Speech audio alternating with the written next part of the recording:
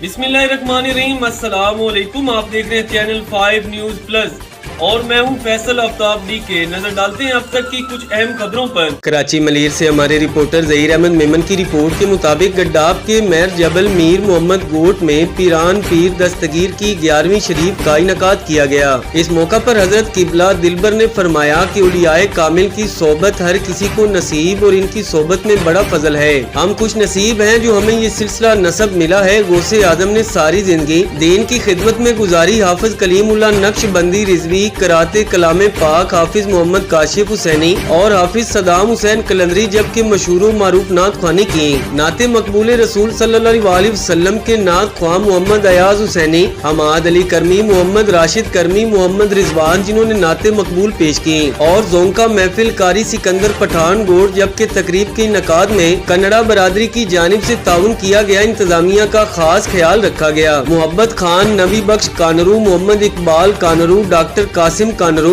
सफदर कन्नड़ू, गुलाम नबी कन्नड़ू, चैनीसर कन्नड़ू और दीगर कर रहे थे। आखिर में और लंगर के खसूसी इंतजामात भी किए गए। इस दफा हमारी टीम लाएगी एक कप और।